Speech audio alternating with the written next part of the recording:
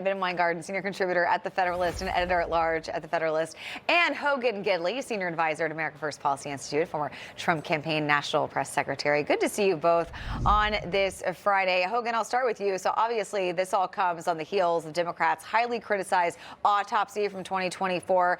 Former President Joe Biden was essentially erased from the conversation as Democrats appear eager to put as much distance now between themselves and the last administration. What do you make of this?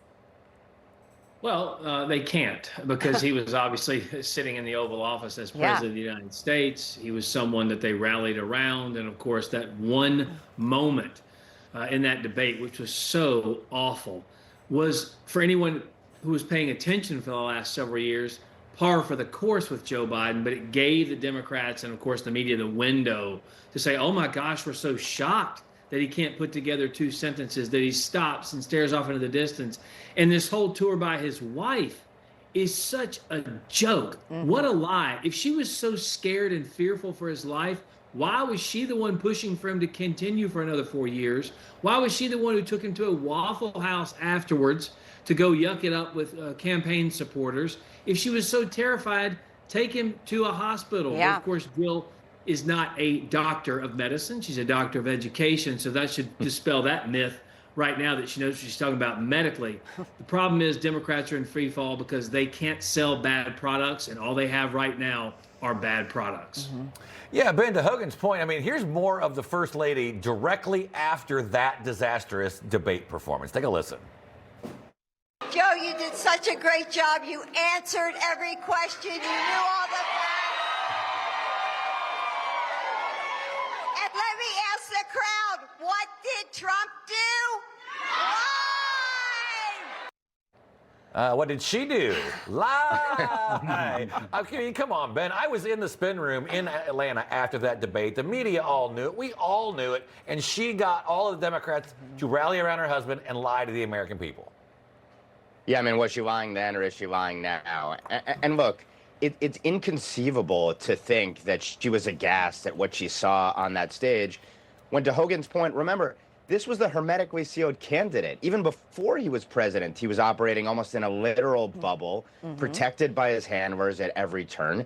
We knew how fragile he was. We knew that he was in serious cognitive decline. You didn't have to be a doctor. Even like Dr. Joe, you don't have to be a medical doctor to know that there was something seriously awry. And this was sort of an Edith Wilson, Woodrow Wilson sort of presidency. His whole family was pushing him to stay in power. And it was basically all of Obama world that was actually executing the policies around him. And they tried to pull a fast one on the American people and then switched him out at the last second to Kamala Harris. They cannot run from that history.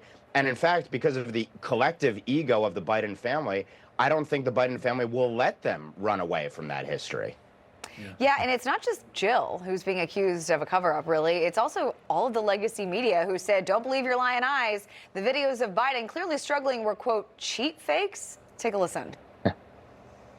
Because some of these videos, I mean, if you're a regular person, you probably cannot even do the digging that would be required to sort through what is being chopped up, what is being deceptively characterized. Cheap fakes are a little bit simpler. They're cheap. They're just distorted, out of context videos, chopped up in certain ways.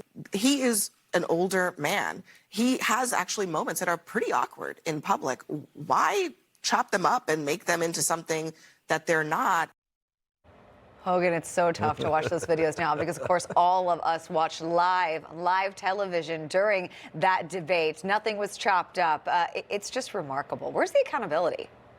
Well, there will be no accountability with the media because they're in league with Joe Biden and, of course, all the Democrats, too. And like Ben was pointing out, this wasn't new.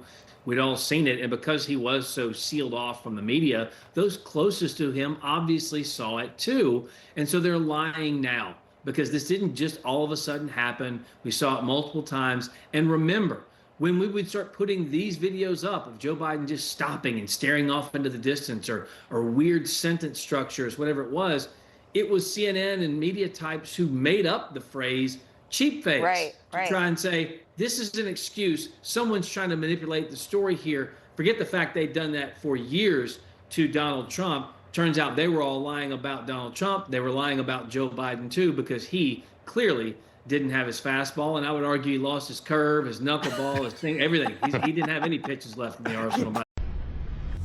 Information. Truth is freedom. Is Newsmax. It's real news for real people.